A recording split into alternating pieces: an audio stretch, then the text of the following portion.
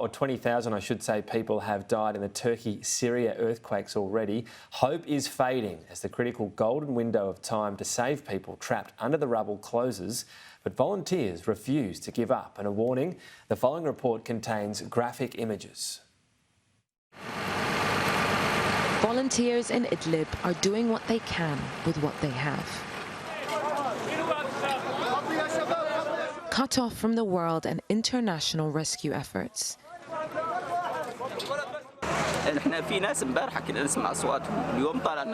This man begs the international community to help with a breaking voice. Some of those who responded to us yesterday are dead today, he says.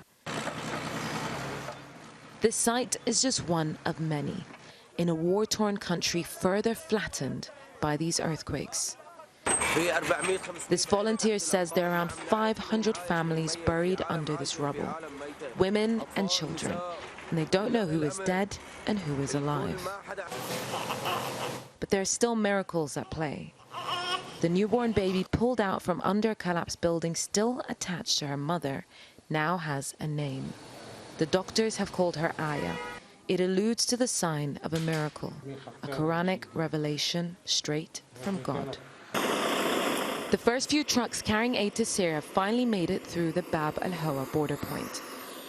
But many say that it's too little, too late. All other crossings are currently excluded from the United Nations cross-border agreement with the Assad regime.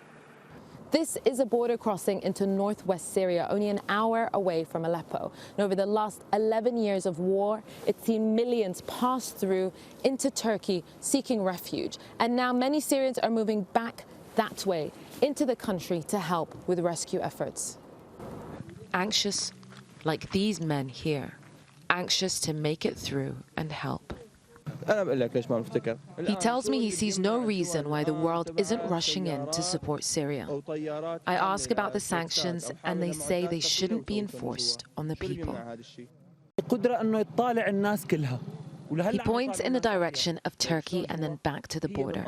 They're still finding survivors. What about us, he says. There's no state. There's nothing. As they wait to get in, a truck goes back and forth, taking the bodies of Syrians home to be buried, and then back into Turkey to retrieve some more.